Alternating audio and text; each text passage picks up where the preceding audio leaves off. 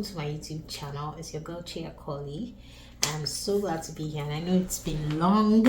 I've actually had a sit down video to just sit and chat with you guys, and I've missed you guys so much. A lot has been happening. As you guys know, I also went on vacation with my family, went back to Ghana, and it was exciting. So today I wanted to come and share with you guys my experience in Ghana, and sort of the new things that I've sort of found out. And yes, I'm married to a Ghanaian, as most of you know, so there's still a lot that I'm learning, or I'm still learning and relearning about the culture. I still get to experience culture shocks, contrary to what you might think. I also still have observed a whole lot of new things about Ghana, and I'm so excited to come and share with you guys. And I wanted us to kind of have like a dialogue. So if you guys think contrary, or you think it's something different, or maybe you think, oh, this is not the reality of ground, then feel free to leave a comment in the comment section, and then let's have a dialogue, right? So let's get into it. Like you guys know, late last year, wow, I can't believe it's last year already. 2023 is last year. Okay, so late last year we went for a short stay vacation in Ghana, I think a little over a month, and we basically wanted to experience Ghana in all of its beauties. So we didn't just, so typically we'd come and then we'd stay in Accra and maybe visit some nearby locations, but this time around we wanted to like explore major cities in Ghana that we haven't already been.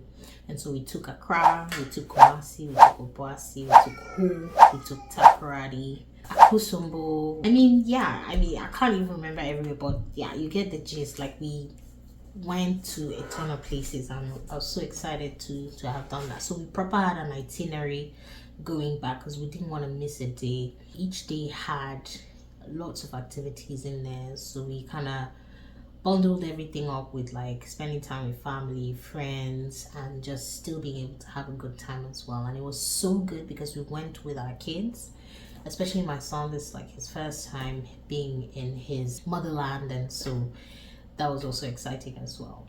Anyway, now on to newer things, and maybe even, so I'll mix it up, right? So there's going to be a mixture of culture shocks, new things I'm starting to see in Ghana or experience in Ghana, and then just experience overall, right?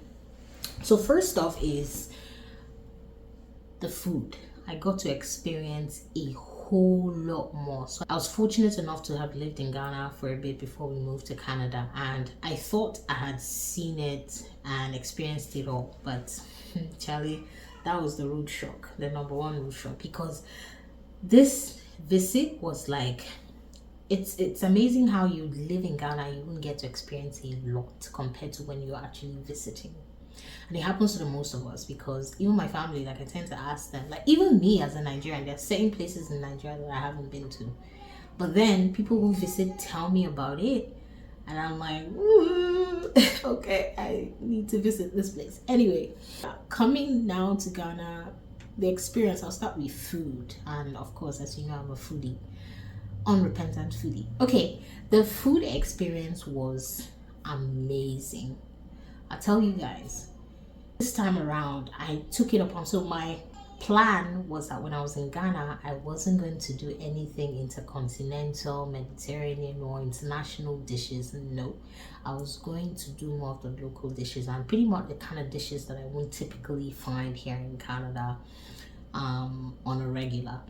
And so that was the goal, because gosh, I had missed African food, right? And my family in diaspora would relate to this, right? We had missed African food. Not saying that there's no African food here, but it's not of the same standard, taste, and quality. It's not also readily available, if that makes sense. Okay, so food, especially where I'm from, where my husband is from, Volta region, I experienced the Volta delicacies in all its beauty and glory. I had the kokonte, and shout out to my sister-in-law, like when we went to visit her, unknown to us, she proper like was giving us back to back all the delicacies, breakfast, lunch, and dinner. It was just, back-to-back delicious meals, and I'm super grateful that I had the opportunity to try. Like right now I'm still stuck on abobitadi, and luckily she gave us some, Keta school boys, and we've been eating it. It's running out now, so yeah, I need to figure out how to restock, but we've been eating it back to back since we came back. So yeah, we got to try kokonte. I got to try for the first time, and boy, what have I been missing? I got to try abobitadi, I got to try wavy, I got to try peanut soup, garden egg stew. I mean, I'll leave some of the pictures here, and I'm sure you've seen some of the videos in my previous travel vlogs as well. But OMG, it was to die for. Are we even talking about the snacks? The abolo. Oh yeah, we got to try ekuleme as well. In fact, that was the highlight. I was like, what? I was telling my husband, so you had this drink and you didn't even let me know. Ekuleme, We also had cat cake. Buffalo is like my guy. Like, I can't be in Ghana and not have buffalo. But yeah, cat cake was the first time. Ekuleme was the first time. We also had a drink called adido. I think it's like a boba drink or something like that, but it was delicious. Like pretty much everything I had. I thought, living in Ghana, I never got the chance to like try all these delicacies, right? I was used to all the meals in Accra, like the wachis, the red, the grouper, yam chips, jollof, fried rice. But this time around, I really wanted to go into like the neck of it and like get to tasting the local delicacies, and I'm so glad I did.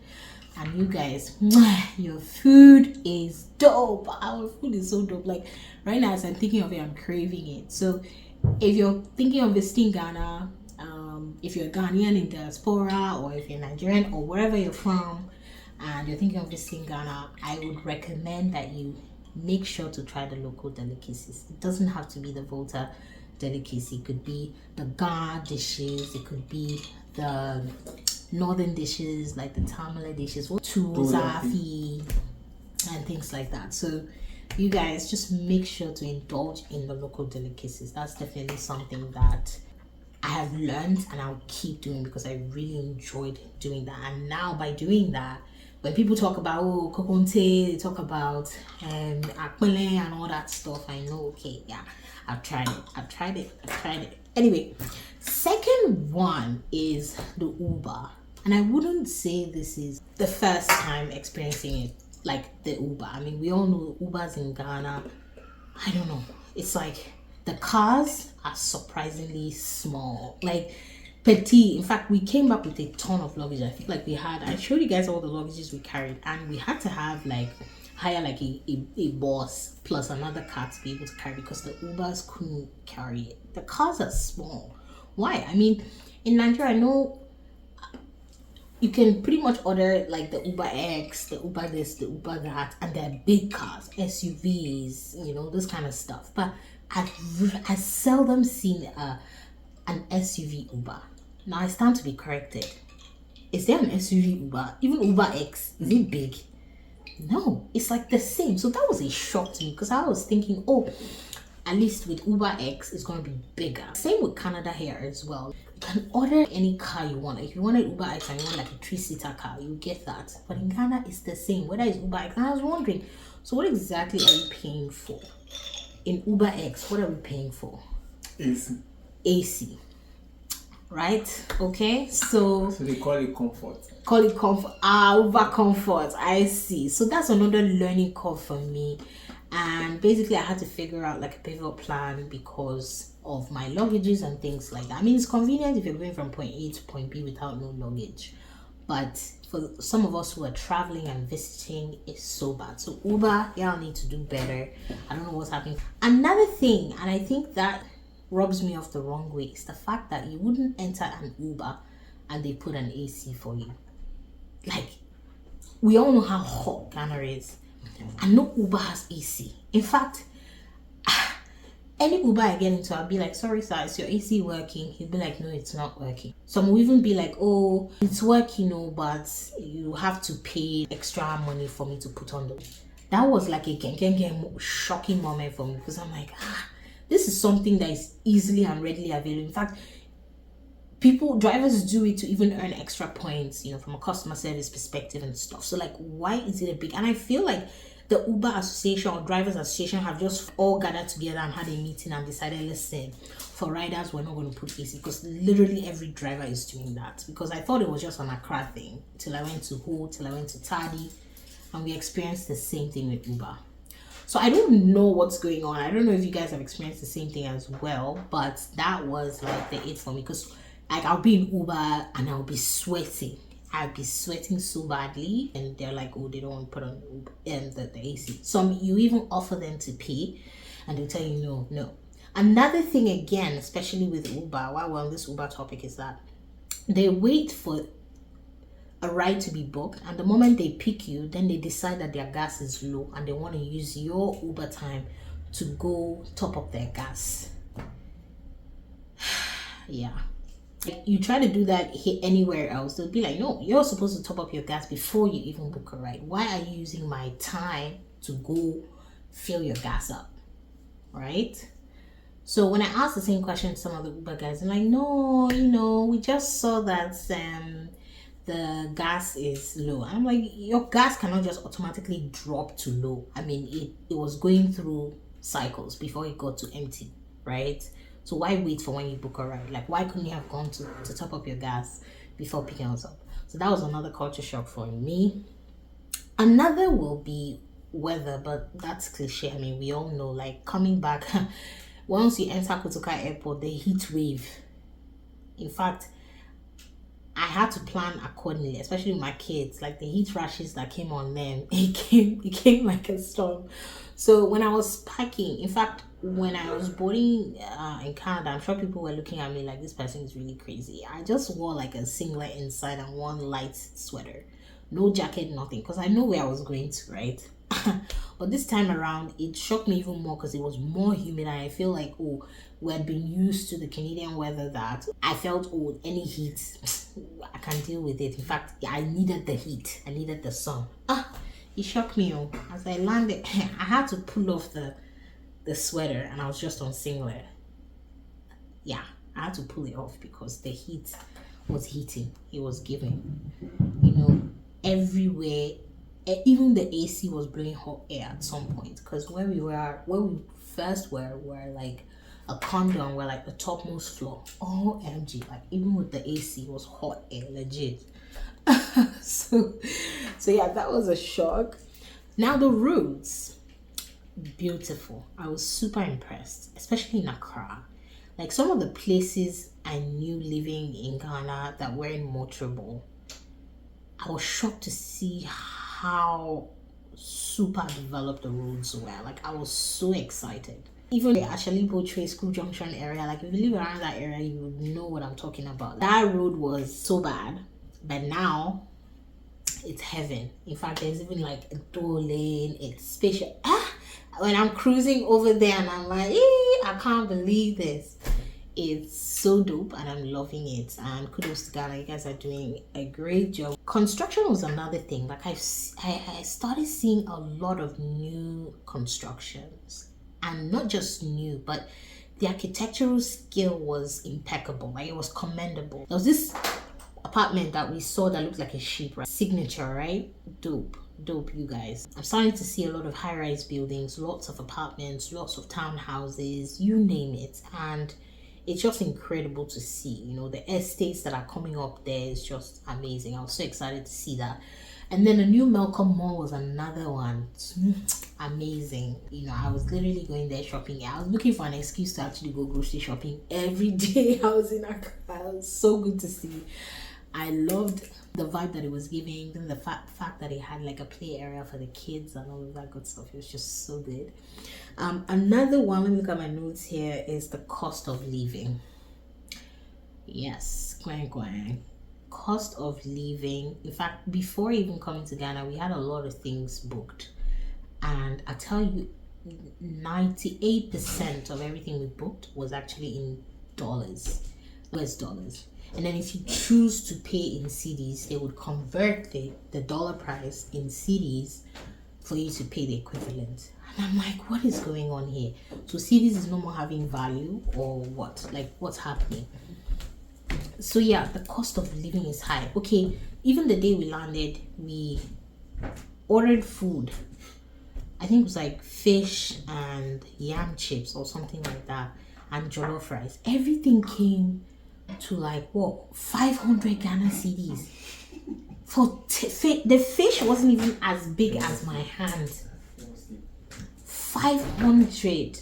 In fact, I thought it was a joke because my brother-in-law went to get it. I was like, no, no, no, no, no, no, no, no, no. Called them. I think they meant like, 50 Ghana. It's like, no, it's 500. Huh? I was shocked. And where was this place again, MG? It was Osubedu, right? Zowulu. That's where I'm like, what is going on? 500 Ghana cedi. In fact, I called another restaurant. I was like, oh, I need fried rice, I need this, I need that. These guys were telling me like 280 cedis for beans, 280 cedis for fried rice with chicken. And I was lost because I know the last time I was in Ghana, I could easily get, 80 cedis, 100 cedis jollof rice, right?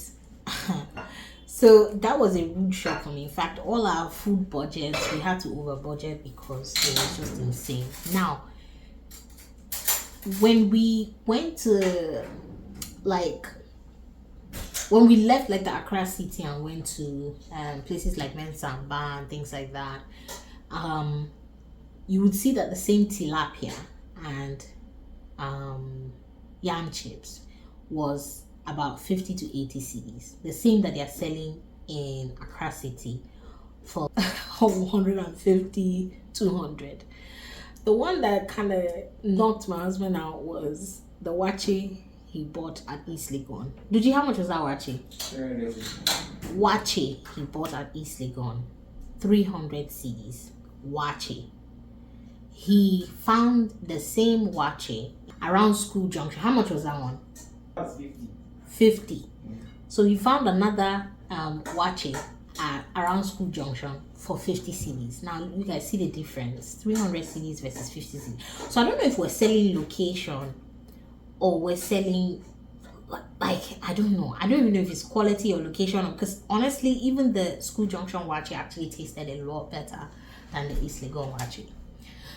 So I don't know if you guys are experiencing the same thing, but the cost of living was like, it was off the chain. Let's not even talk about hotels. Let's not even talk about food in hotels. Let's not even talk about like basic amenities. Let's not even go there. Another one that was so interesting that I noticed was like the hidden gems in resorts that you see, not just in Accra but outskirts, but environs, like in whole different places. Like we got to see some waterfalls that we hadn't even heard of before. We got to see some really nice resorts, beach resorts, that I feel like Ghana is the place to be. Like if you're thinking of coming to Accra, especially friends from all the parts of the world, if you're thinking of coming to Accra and maybe you're contemplating, this is your cue to book that tickets, because Ghana is definitely the place to be. There are lots, whether it's you want a quiet time, whether you want a bubbly time, whether you want a local feel or cultural vibe, it's there, right? So we really had a blast exploring sceneries, like the new resorts across the country. Amazing. There's the Maha Resort. That one blew my mind completely. Incredible. And there are new ones still even coming up. So you guys, definitely Ghana is the place to be. I love the thoughtfulness. I love the design. I love the way the resorts are built to actually give what it's supposed to give in terms of, like, when you talk about scenery, when you talk about vibe, when you talk about infusion of culture and things like that. It's an A1 for me. And then finally, party. Like, when they say Dirty December, and even our diaspora people, they always, I'm sure they've even booked their ticket for like December 2024 already. But it's always something to look forward to. Aside the concerts and stuff where you have musicians come and perform, you have like vibes, you have like parties, you have clubs, you have bars. Like, they're always there 247. Accra is somewhere, the only place that I've seen that they party from 8 to next 8 a.m. You guys have energy. I love it for us. So yeah, when you're looking for a party vibe, that's totally there. Of course, we couldn't do much of the partying this time around because we're there with our kids, but it was definitely something to experience. Like even just driving by the roads, people were out, and the little time out that we had, the little nights of the life that we had, it was interesting. So yeah, these are the top culture shock or experiences, or I think new experiences that I learned this trip, and I was so glad that I had the opportunity to actually experience. And I'm really looking forward to experiencing a lot more because I feel like there's a lot more. I feel like I just scratched the surface basically. I feel like there's a lot more to to see. And you guys, if there's any that I've missed, please do well to leave them in the comment section. Let me know what you guys think. Am I overthinking this, or whatever it is? Like, I'd love to hear from you guys. And thank you so much for watching, and I'll catch you on the next video. Don't forget to subscribe. In fact, hold on. 1 minute. Let's do 1 minute. I'll wait. Can you hit the subscribe button, please? Yep. I'm waiting.